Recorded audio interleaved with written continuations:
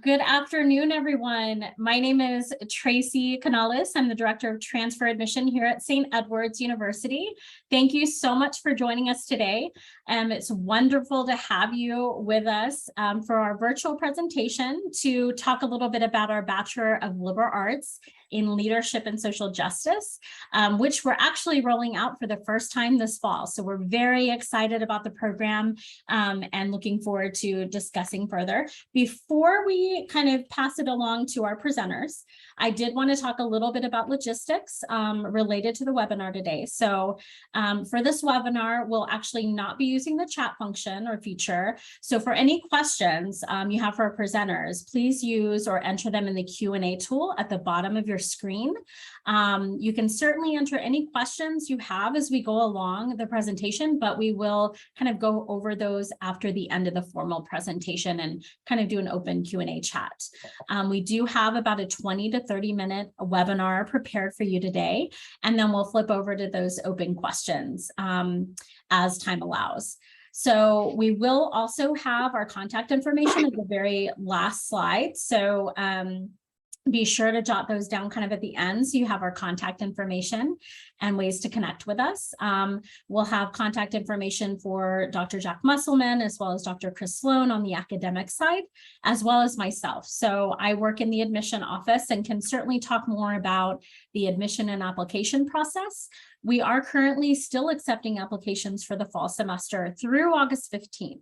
However, because our semester is starting very quickly on the 22nd, it's going to be important, for any of you that are thinking about the fall semester to start connecting with myself, and we can certainly kind of work together and get all of your documentation in that we need to get the process started. For any of you that are thinking about the spring semester, our application deadline will be November 15th. So looking forward to connect. Without further ado, I'm going to go ahead and turn it over to our presenters in our School of Arts and Humanities, Dr. Jack Musselman and Dr. Chris Sloan. Hi, I'm Jack Musselman, as Tracy just said, and I'm in the Department of Philosophy. And Chris, you want to unmute and say hi? Yes, Chris Sloan. I'm in the Department of Human Development Leadership. I've been working at St. Edward's for this is my 16th year. I work in graduate programs. I work on undergraduate programs. I work from freshmen all the way to doctoral students at St. Edward's. So excited about the new program. Oh, and I should say, I've been at St. Edward's, oh gosh, it's 20 years this summer. I can't believe I just said that.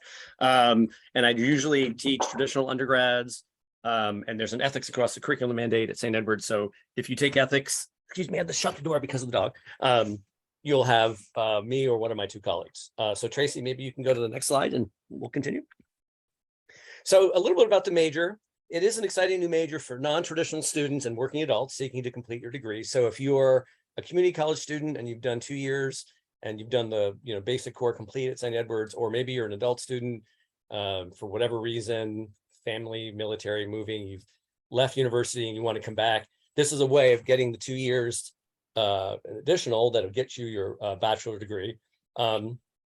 It does have flexibility, and if you were going to be taking classes online, which allows for you to fit your schedule in a way that works, this major has classes that fit that sort of puzzle piece. Next slide. What is the Bachelor of Liberal Arts in Leadership, Social Justice? So it's going to have your associate degree credit hours. Texas core complete hours do count, so you bring those in, and then shortly we'll show you some class selections, class options that fit the major, complete the major in the remaining 2 years. Next slide. Okay, as Jack said, in terms of the overview, this is an exciting new major for non-traditional working adults. And this is a project, kind of a project that I've been involved in for over probably 4 or 5 years. I don't know, Tracy, if that came across your transom. But when we were talking about this major, trying to develop and what would make it stand apart and what are the skills that most people, especially adult learners, are looking for to advance either in their current positions or leave their current positions to advance in other positions, a survey of most of the employers and our constituencies that we work with in terms of our majors, right? Critical thinking skills, crucial, right? I think that's one of the things that St. Edward's can really hang its hat on. We have a lot of really great, we're a teaching institution with a lot of really great professors that focus on critical thinking skills, but not just that, but oral communication skills, both written and oral. The communications department at St. Edward's is one of our strongest, right? But we are also a Holy Cross University. We are a mission-driven institution. The Holy Cross mission involves social justice, so it's really kind of compatible with the mission of our university. So we are looking, and in fact, this is for all of our graduates, right? Not just this program, all of our graduates through our general ed curriculum, we're trying to create graduates committed to strategic and self-reflective engagement in social justice work, whatever that be, you know, whether or not that be in business or in science or in humanities and philosophy.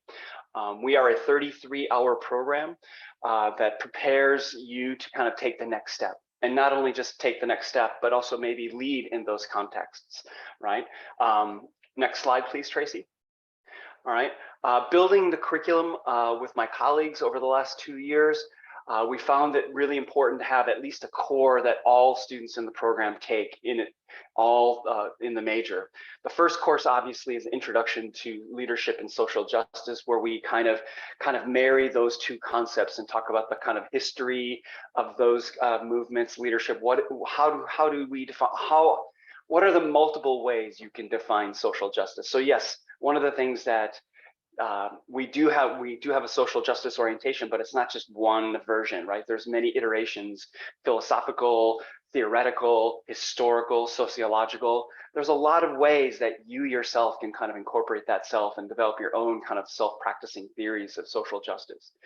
The second thing I mentioned in terms of skill sets that employees and people in the workforce look for, obviously writing, critical thinking skills, right? Oral communication skills. So in addition to that, one of the requirements is the WRIT is a writing course. We call them RIT courses. Every student's required to take at least 2 writing courses up through 2302. We are going to require that all majors not only have that in terms of their background coming in, but an advanced writing course, at least one additional. Many people take more additional writing courses depending on kind of their career trajectories, right? And then at the end, think of it as kind of a senior project, a thesis. It goes by many names. At St. Edward's, we call them capstone, right? So senior thesis, if you were in a doctoral program, it'd be your dissertation. So it's a kind of a guided project that you will do with a mentor that will be of your own making, a topic that you want to investigate that involves leadership and social justice, broadly defined, of course. Okay, next slide, please, Tracy. Okay. After you finish the core, which is 9 hours, remember it's 33 hours total, this is where the world opens to you, right? 24 hours are really fit in terms of what interests you, what kind of career trajectory you're on. And these are where you're going to have conversations with your ACE advisor, your academic advisor, and also with Dr. Musselman and I, helping you forge a kind of degree plan that fits your not only your immediate working life, but also kind of where you're going, your trajectory, where you want to go from here. And because the major is titled Leadership and Social Justice, we want you to choose at least 4 courses, right? So if you think of 4, right, 4 times 3, that's 12. And 4 times 3 is 12, so that's 24. We're asking you to take 4 courses that we've designated as social justice. Now, they may not have social justice in the title, but we've surveyed professors, we've surveyed departments that have a significant student learning outcome that involves social justice, and we'll tag it with somehow, we'll let you know what course that is. It might be with an SJ, it might be with 2 stars, it might be with a star, but as we start working with the program, working with you, we will let you know which courses are designated a social justice course and which course is designated in a leadership course, okay? And again, because you'll have brought in 33 hours or some hours, we're asking that at least 2 of the 4 in each one of these areas are 3,000 or 4,000 level. And what that means is like junior and senior level, not an introductory level. You would already have courses in certain areas. We want you to take more advanced courses. Next slide, Tracy. Hey, thank you, Chris. I want to emphasize two things that Chris said because repetition is a good part of good practices in pedagogy. One, if you look at surveys, the American Association of Colleges and Universities does one every year of businesses, nonprofits, government. The things they ask for, the things they want is not, oh, you have to be an econ major or you have to be a political science major. What they want, and I can give you the citation for this because I'm a professor and we believe in citations, is critical thinking and reasoning, public speaking, clear oral and communication and written communication. So that's an absolute core. And if you're looking here at the gen ed stuff, gen ed classes, these are the transfer requirements. You can take these if you're in a community college somewhere else, right, and bring them in, and you see the things right on the screen here. And by the way, maybe when we get to Q&A, Tracy, you can mention that the degree plan is linked to the homepage for the major. But this is, everyone takes these things, but of course you can be transferring them in. Writing classes, quantitative reasoning, which appears in many different places, right? It might be a math class of a different order. Oral communication, that's our communication department. You can see their presentational. I mean, again, these are things you could take somewhere else. Languages and lots of different varieties. Artistic works, you see the things in gray that are already blackened out or grayed out. Those are already filled out by other classes. There's a global class, ethics, which alas, I'd love to have you in my class, but if you're taking it somewhere else, you can transfer that in. That's kind of a basic class. And then the lab. So those, again, those are the gen ed things you can transfer in and have those classes already done. Next slide, Tracy. Okay, this is what you'd be taking here. And if you look at the distribution, you should pick classes from this array or select or wide selection, targeting what you think you're going to do, right? So if you thought you were going to work in a nonprofit or a government agency and it had a social justice focus, I would pick the classes that would sort of head in your direction. So on the top, it says choose up to 3 courses, maybe introduction to professional writing. Maybe you're going to be a grant writer for a nonprofit, in which case that class would make a lot of sense.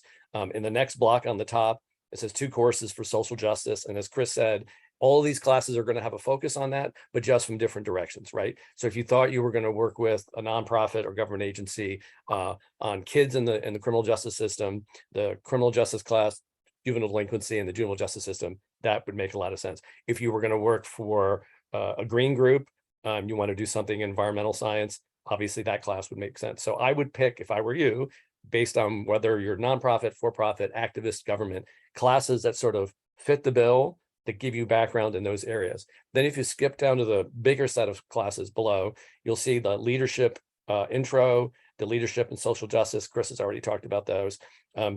There's a selection of 2 upper division on leadership, and these are courses that focuses on leadership, even if you don't see it in the title necessarily. And then the biggest block on the bottom, it says 4 social justice classes, 2 must be upper division. That's the 3,000, 4,000, what Chris called and junior and senior level. Again, I would self-direct towards what you think you're going to do. If you're going to be in the criminal justice system, there are a whole range of selections, classes. If you look at the history classes, maybe you're going to work for a civil rights group. Certainly wouldn't hurt. You see history 2308 is a civil rights class, which would focus on social movements and the impact it's had on our legal system. I'm not going to privilege my own classes, but I'll say a couple things about them because I know about them. Legal ethics, medical and environmental, that's 3301, 3311, and 12. Do just what you see there. Legal ethics gives you what the legal code says lawyers must do. I teach that one online. And, if you're going to interact with attorneys or judges, you ought to know perhaps what their code of conduct is. Medical for pre-med and environmental ethics for people who are going to be activists there. So again, not to shortchange other things. There's a chemical dependency class. So if you're going to be working with people who are facing those challenges, it'd be great to have a psych class that focused on just how does the physiology and psychology of dependency work. There are religion classes. If you're going to, I see Hebrew Bible and Christian morality. If you're going to work for a church, right, that does social activism and social justice, it'd be great to know their core texts and their traditions because, that's where they're going to be coming from. So I think the way to go here is have an eye to, I know I want to do community activism, social justice work. It's a religious group, it's a government group, it's a nonprofit.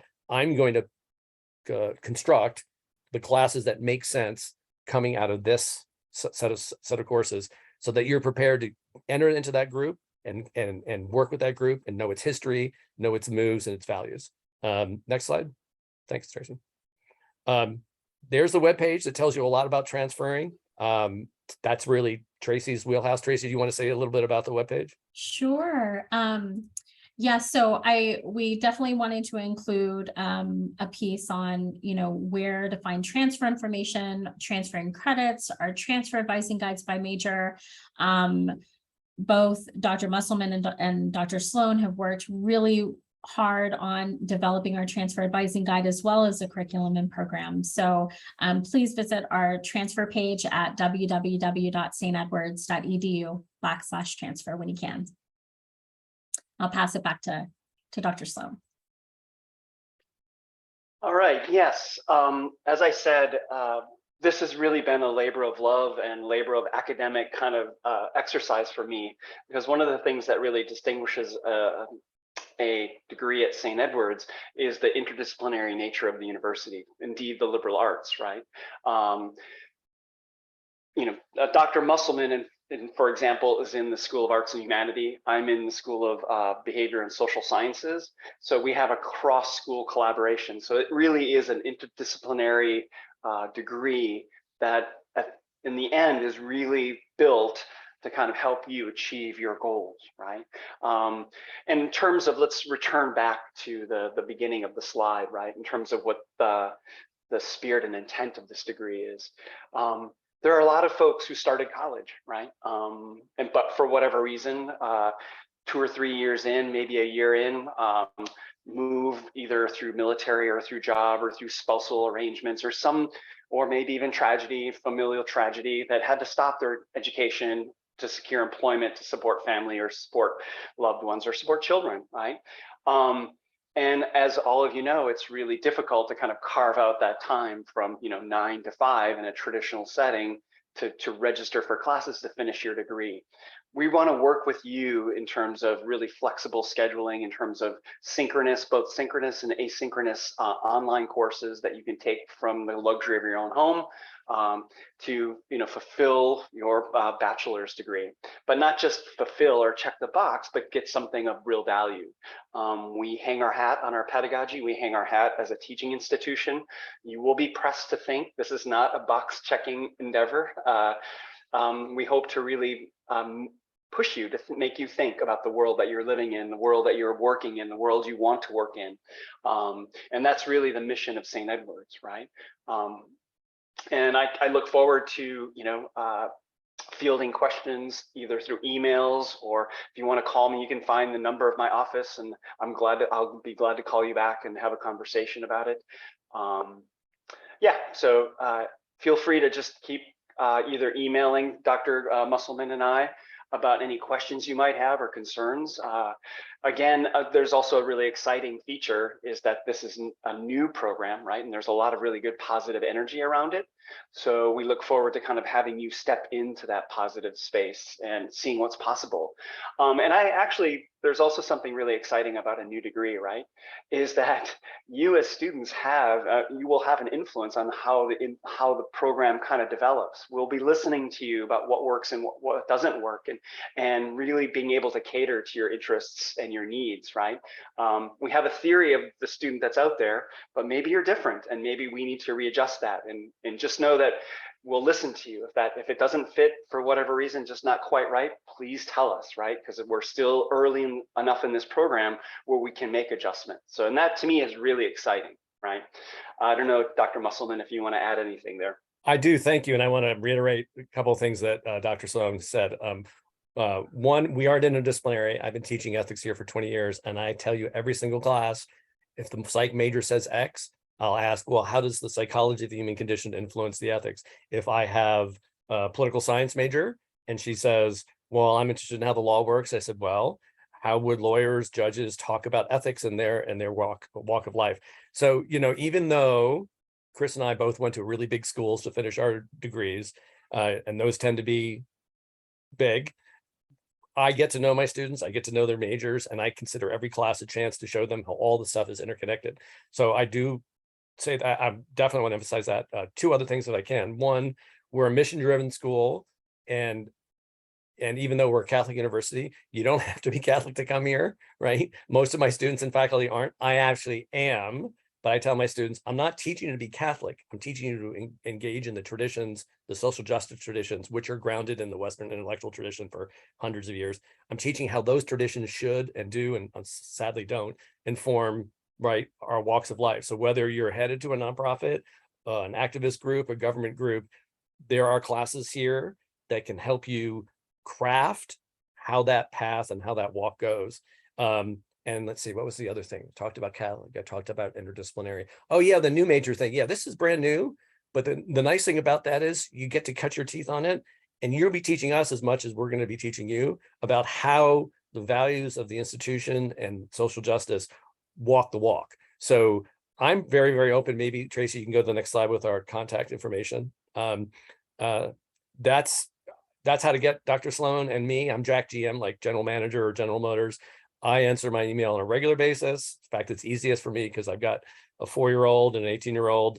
The 18-year-old's on his own. The 4-year-old is my daddy 2.0. So, if you need to reach me, that's probably the best, but I can also call you back, and I do Skype and Zoom and all that kind of stuff. So don't hesitate, right? I say Catholic, interdisciplinary, new major. Yeah, I think I hit that trifecta. Anything else, Chris? Or maybe we go to Tracy for questions? No, I think the fourth part is just the coolness factor, right? Like, I think you left that out. It's St. Edward's is a really good place. Let's say it's got a really, really great people. You'll encounter just really great professors across the various disciplines. So I could not say that. Okay, no, I'll second that because that makes me cool to say it. So. We're all by extension cool because we're there. Yeah. Well, thank you so much for a very valuable wealth of information for our new BLA program. There was lots of great information shared. I definitely we have a couple minutes, and I wanted to open it up to the group and kind of see if there were any questions that you all had. Again, you can enter your questions in the Q&A tool at the bottom of your screen. We do have time for a couple questions, so I'll allow you time to kind of enter. Does look like we have one coming in.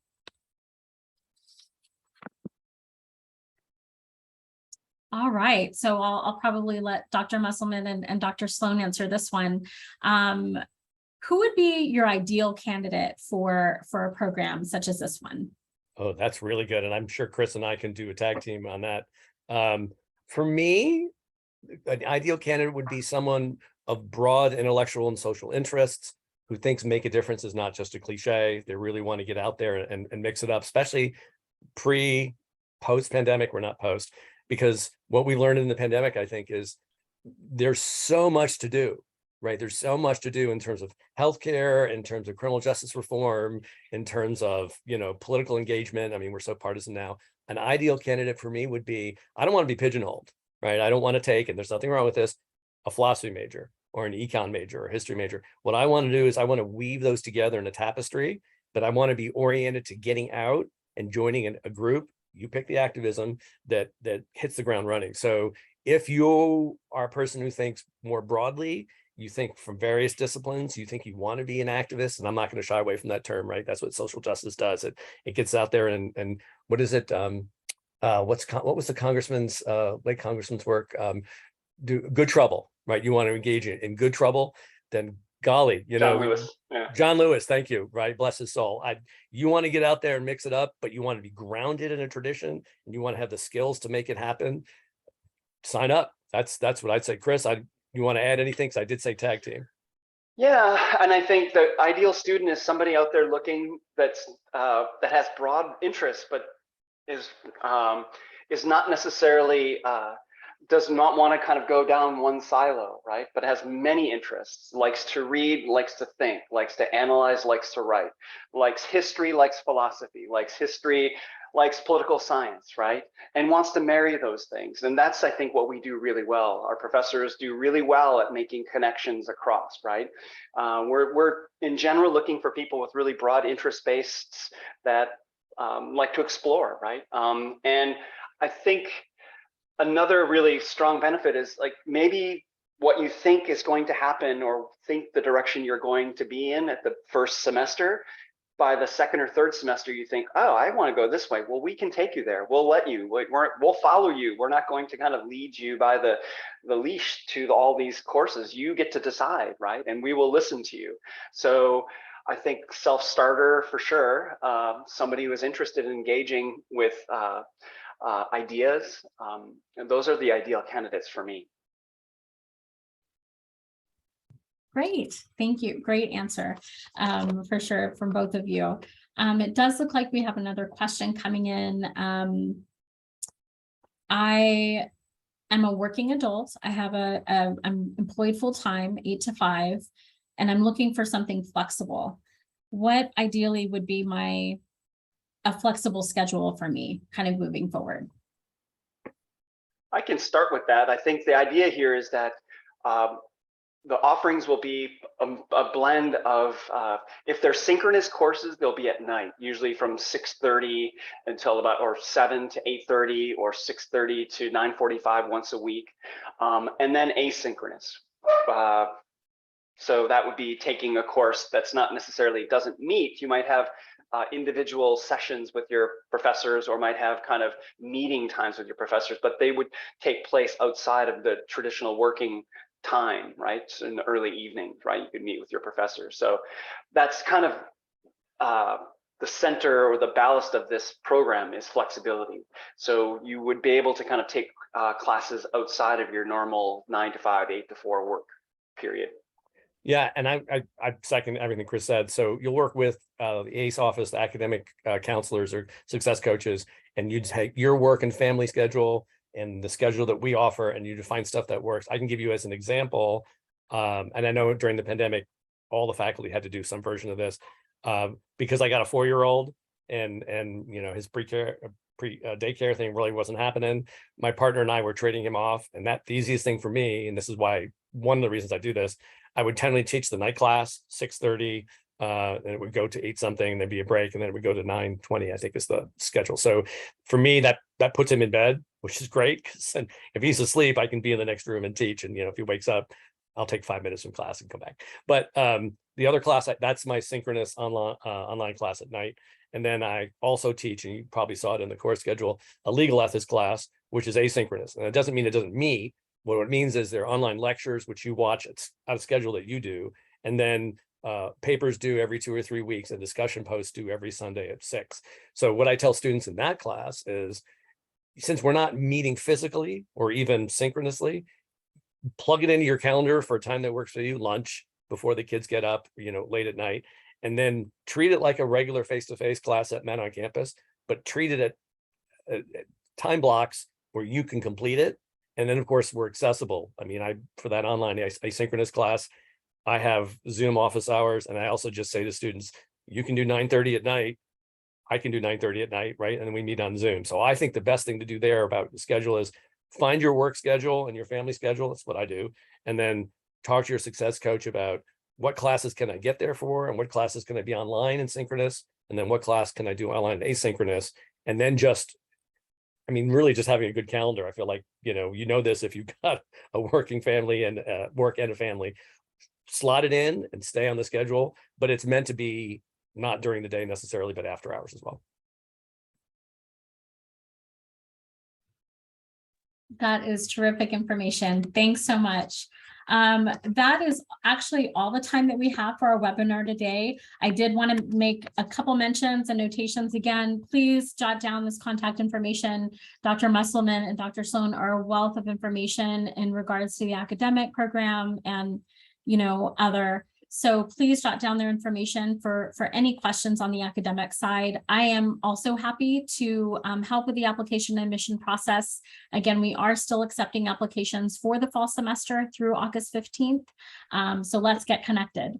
Certainly, again, if you are thinking about the spring semester, the application deadline is November 15th. Again, truly, Dr. Musselman, Dr. Sloan, thank you again for sharing this information and putting together this webinar and connecting with our students. You are very valuable in the community, and we know our students will also see that as well once they get to campus. Again, thank you everyone for joining us, and we look forward to connecting with you again soon. Thank you. Hope to see you.